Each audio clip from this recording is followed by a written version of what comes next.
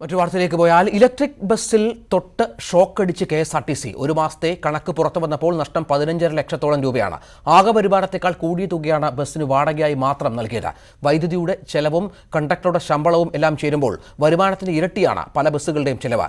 March മാസത്തിൽ വരവ് ചെലവ് കണക്കുകൾ ന്യൂസ് 18 പുറത്തുവിടുന്നു. കേരളത്തിലെ ആദ്യത്തെ ഇലക്ട്രിക് ബസ്സാണ് KSRTC. എല്ലാ മലയാളികൾക്കും അഭിമാനിക്കാവുന്ന നിമിഷങ്ങളാണ് ഇത്. മുൻ MD ടോമിൻ തച്ചങ്കരി ഇങ്ങനെ കൈതൊട്ട് അനുഗ്രഹിച്ച് അഭിമാനപൂർവ്വം അവതരിപ്പിച്ചതാണ് ഇലക്ട്രിക് ബസ്സുകൾ. 5 ദിവസത്തെ പരീക്ഷണോട്ടം നടത്തിയ ശേഷം ലാഭമാണെന്ന് പറഞ്ഞാണ് 10 ഇലക്ട്രിക് ബസ്സുകൾ 10 വർഷത്തേക്ക് വാടകയ്ക്കെടുത്തത്. കിലോമീറ്ററിന് 42 രൂപയാണ് വാടക. ഈ വ്യവസ്ഥയിൽ ഓടിയ ബസ്സിന് മാർച്ച് മാസത്തെ നഷ്ടം 15,47,142 രൂപ. മാർച്ച് 1 മുതൽ 31 വരെയുള്ള ആകെ ടിക്കറ്റ് വരുമാനം 21.5 ലക്ഷം. കിലോമീറ്ററിന് 42 രൂപ വ്യവസ്ഥയിൽ ബസ്സുകൾക്ക് നൽകിയ വാടക 29 ലക്ഷം. ഇലക്ട്രിസിറ്റി ചെലവ് 3.5 ലക്ഷം.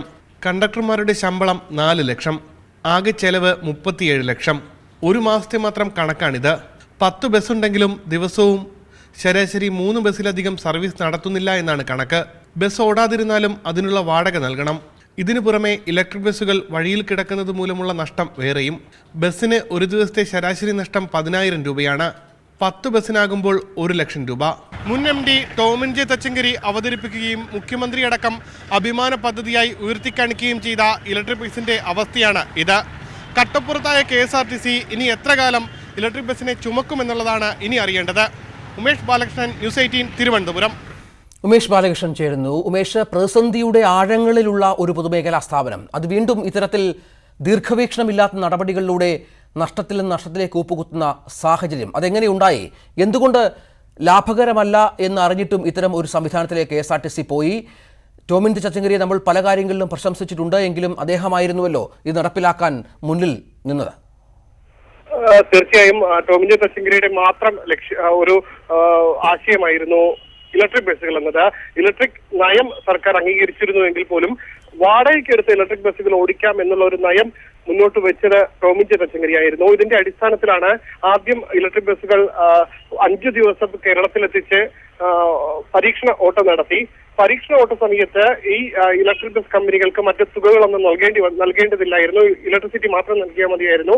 അതുകൊണ്ട് തന്നെ ആ കണക്കുകൾ നിരത്തി ടോമിൻ തച്ചങ്കരി ഇതൊരു ലാഭമാണ് എന്ന് വരുത്തി തീർത്തു. അതിനുശേഷം ബസ്സുകൾ ഒരു മാസത്തേക്ക് ശബരിമല ഓട്ടത്തിന് വേണ്ടി ഉപയോഗിച്ചു. ശബരിമല സർവീസിന് വൻ ലാഭം ഉണ്ടാക്കിയെന്നായിരുന്നു കണക്കുകൾ. പക്ഷേ അതിൽ പറയുന്ന മറ്റൊരു കാര്യം, ഇലക്ട്രിക് ബസ്സുകൾ മാത്രമായിരുന്നില്ല എന്ന് സർവീസ് നടത്തിയത്. അതോടൊപ്പം മറ്റു ബസ്സുകളും ശബരിമലയിലും പമ്പയിൽ നിന്ന് നിലയ്ക്കലേക്ക് സർവീസ് നടത്തിയിരുന്നു. എന്നാൽ ആ സാഹചര്യത്തിൽ തന്നെ ഇലക്ട്രിക് ബസ്സുകളുടെ മാത്രം കണക്ക് അവതരിപ്പിക്കാൻ കഴിയില്ല എന്ന് അന്ന് തന്നെ വാദമുയർന്നിരുന്നു. പക്ഷേ ആ വാദം കൂടി നിരത്തിയായിരുന്നു വീണ്ടും കഴിഞ്ഞ ഫെബ്രുവരി 25 മുതൽ സംസ്ഥാനത്തെ നിരത്തുകളിൽ ഈ ബസ് ഓടിച്ചു തുടങ്ങിയത്. തിരുവനന്തപുരം ഡിവിഷനിൽ 5 ബസ്സും എറണാകുളം ഡിവിഷനിൽ 5 ബസ്സുമായിട്ടാണ് ഓടിച്ച് ഏകദേശം 1 മാസം പൂർത്തിയാകുമ്പോൾ തന്നെ ഇതിന്റെ വലിയ നഷ്ടത്തിന്റെ കണക്കുകൾ പുറത്തു വന്നിരിക്കുന്നു. KSRTCയുടെ മറ്റ് നഷ്ട കണക്കുകളുമായി ഇത് താരതമ്യപ്പെടുത്താൻ കഴിയില്ല. കാരണം ഇത് KSRTC അങ്ങോട്ട് പോയി ഏറ്റെടുത്ത് ഓടിച്ച സർവീസാണ്. സാധാരണഗതിയിൽ തിരുവനന്തപുരം, എറണാകുളം ലോ ഫ്ലോ സർവീസുകൾ ലാഭകരമായി നടത്തിയിരുന്ന ലോ ഫ്ലോ സർവീസുകൾ മാറ്റി പകരം ആ സ്ഥാനത്തേക്കാണ് KSRTC ഈ സർവീസുകൾ ഉപയോഗിച്ചത്. അതുകൊണ്ട് തന്നെ ഈ നഷ്ടം അത് KSRTC വരുത്തി വെച്ചത് തന്നെ എന്ന് പറയാം. വെറും 21 ലക്ഷം രൂപ മാത്രമാണ് ഇതിന്റെ വരുമാനം. അതായത് ഒരു മാസം മാർച്ച് 31 മാത്രം ഓടിച്ചപ്പോൾ ലഭിച്ചത്. വെറും 21 ലക്ഷം രൂപ വരുമാനം ഉണ്ടാക്കിയ സ്ഥാനത്ത് അതിൽ 15 ലക്ഷം രൂപ അധികം നഷ്ടം ഉണ്ടാക്കിയിരിക്കുന്നു. അതായത് 21 ലക്ഷം രൂപ വരുമാനം ഉണ്ടാക്കിയ ഉമേഷ്, ഈ വാടകയ്ക്ക് എടുത്ത ബസ്സുകളിൽ ഏതാണ്ട് 3/4 പങ്കോളം ഓടാതെ കിടക്കുന്ന സാഹചര്യവുമില്ലേ? അതെങ്ങനെയുണ്ടായി? അതിന് വാടക കൊടുക്കേണ്ടതുമാണല്ലോ. ഈ 10 ബസ്സുകളാണ് വാടകയ്ക്ക് എടുത്തത്. 10 വർഷത്തേക്കാണ് വാടകയ്ക്ക് എടുത്തത്. ആ ബസ്സുകൾ ശരാശരി ഓരോ ദിവസവും ഓടുന്ന ബസ്സുകളുടെ എണ്ണം 7 താഴെയാണ്. ഒരു മാസം ഓടിയതിൽ 7 ബസ്സുകൾ മാത്രമാണ് ഒരു ദിവസം ഓടുന്നത്. 3 ബസ്സുകൾ ഒരു ദിവസം ശരാശരിയിൽ ഓടാതെ KSRTC പിടിച്ചിട്ടേക്കുന്നു. ചില ദിവസങ്ങളിൽ 2 ബസ്സുകൾ വരെ ഓടിയ ദിവസമുണ്ട് ഈ മാസത്തിനിടെ. അത് KSRTCയുടെ മാനേജ്മെന്റിൽ വന്ന ഈ ഇലക്ട്രിക് ബസ്സുകൾ പരമാവധി ഉപയോഗിക്കണം എന്നുള്ള ഒരു നിർദ്ദേശമുണ്ടായിരുന്നു. പക്ഷേ അത്തരത്തിൽ പരമാവധി ഉപയോഗിക്കാനുള്ള പദ്ധതികൾ ഒരുക്കി അത് കൃത്യമായി മാനേജ് ചെയ്യാത്തതിന്റെ നഷ്ടമാണ് ഈ 7 ബസ്സുകൾ. തുടരുക ശ്രീ ഹരികൃഷ്ണൻ, അദ്ദേഹം തൊഴിലാളി നേതാവ് കൂടിയാണ്, CITU നേതാവാണ്, അദ്ദേഹം ടെലിഫോൺ ലൈനിലുണ്ട്. ശ്രീ ഹരികൃഷ്ണൻ, ഇത്തരത്തിൽ ഒരവസ്ഥയിലേക്ക് ഇലക്ട്രിക് ബസ്സുകൾ വലിയ കൊട്ടിഘോഷിച്ചു കൊണ്ടുവന്ന സംഭവമാണ്. വലിയ തോതിൽ ലാഭം നേടിക്കൊടുക്കുമെന്നൊക്കെ പറഞ്ഞിരുന്നു. ആദ്യഘട്ടത്തിൽ ലാഭമാണെന്ന് പറഞ്ഞും കേട്ടിരുന്നു. പക്ഷേ ഇപ്പോൾ ഇതേതാണ്ട് 15 ലക്ഷത്തോളം രൂപയാണ് ഒരു മാസം ഒരു ബസ് ഉണ്ടാക്കുന്ന നഷ്ടം. ഈ സാഹചര്യം എങ്ങനെയുണ്ടായി? ഇലക്ട്രിക് ബസ് എന്ന ആശയത്തെ എതിർക്കേണ്ടതില്ല. കൊട്ടിഘോഷിച്ചു കൊണ്ടുവന്ന സന്ദർഭത്തിൽ തന്നെ ഇതിന്റെ വാടക സംബന്ധിച്ച് ട്രേഡ് യൂണിയനുകൾ പൊതുവിൽ ആശങ്ക രേഖപ്പെടുത്തിയിരുന്നു. അന്ന് ഞങ്ങൾക്ക് കേൾക്കേണ്ടി വന്നിരുന്ന പഴി ഇത് KSRTCയിൽ യൂണിയൻ രാജ് നടപ്പിലാക്കാത്തതാണ് പ്രശ്നമെന്നാണ്. ഞങ്ങൾ പറഞ്ഞത് അക്ഷരാർത്ഥത്തിൽ ഇപ്പോൾ ഫലിച്ചിരിക്കുകയാണ്. ഒരു ബസ്സിന് 15 ലക്ഷം രൂപ നഷ്ടം എന്നുള്ള കണക്കിനോട് യോജിക്കുന്നില്ല. പക്ഷേ 15 ലക്ഷം രൂപ പൊതുവിൽ നഷ്ടമുണ്ടായാൽ അതിനർത്ഥം 39 ലക്ഷം രൂപ വാടകയിൽ 15 ലക്ഷം രൂപയെ നഷ്ടം ഉണ്ടായുള്ളൂ. ഒരു മാസം ഓടാതെ കിടന്ന 39 ലക്ഷം രൂപയാണ് കോർപ്പറേഷൻ കൊടുക്കേണ്ടത്. ലാഭം ഉണ്ടായി എന്നുള്ള കണക്കും വസ്തുതാപരമായിരുന്നില്ല. ഒരു ഘട്ടത്തിലും ഈ വാടക ഇലക്ട്രിക് ബസ് ലാഭമായിരുന്നില്ല.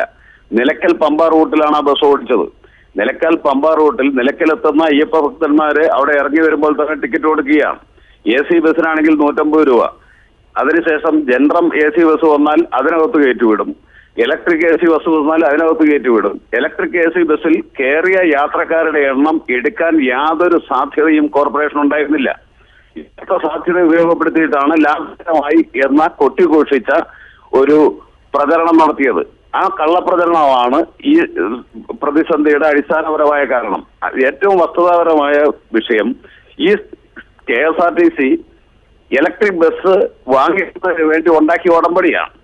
അത്രമാത്രം വാടക കൊടുത്തുകൊണ്ട് ഈ ബസ് സർവീസ് നടത്താൻ വേണ്ടി കഴിയില്ല. കിലോമീറ്റർ കൂടുതൽ ഓടിച്ചാൽ മാത്രമാണ് വാടക കുറഞ്ഞു കിട്ടുക.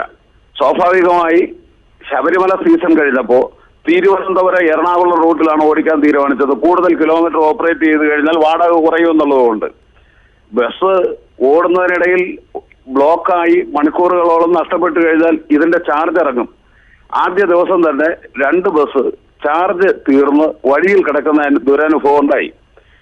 ഷോർട്ട് ഡിസ്റ്റൻസിൽ ഈ ബസ് ഓടിച്ച് ഇത്രമാത്രം വാടക കൊടുത്ത് ലാഭകരമാക്കുക എന്നുള്ളത് അപ്രായോഗികമാണ്. ശ്രീ ഹരികൃഷ്ണൻ, ഈ 10 ബസ്സുകളാണ് വാടകയ്ക്ക് എടുത്തതെന്ന് മനസ്സിലാക്കുന്നു. അതിൽ ഭൂരിഭാഗം ബസ്സുകളും ഓടാതെ കിടക്കുകയുമാണ്. ഇത്തരത്തിൽ നഷ്ടം സഹിച്ച് 10 വർഷത്തേക്ക് എന്നുള്ള വസ്തുതാപരമായ നിരീക്ഷണമല്ല. ഒരു ബസ് ആക്സിഡന്റിൽ പെട്ടു. സാങ്കേതിക തകരാറ് കൊണ്ട് 1-2 ബസ്സുകൾ 10 എണ്ണത്തിൽ ഓടിയിട്ടില്ല എന്നുള്ളത് വസ്തുതയാണ്. കുറച്ചുകൂടി റവന്യൂ ലഭിക്കത്തക്ക രീതിയിൽ ഇപ്പോഴത്തെ ഒരു പൊതുവായിട്ടുള്ള സ്ഥിതി KSRTCയെ മാത്രം ബാധിക്കുന്ന ഒരു വിഷയമല്ല.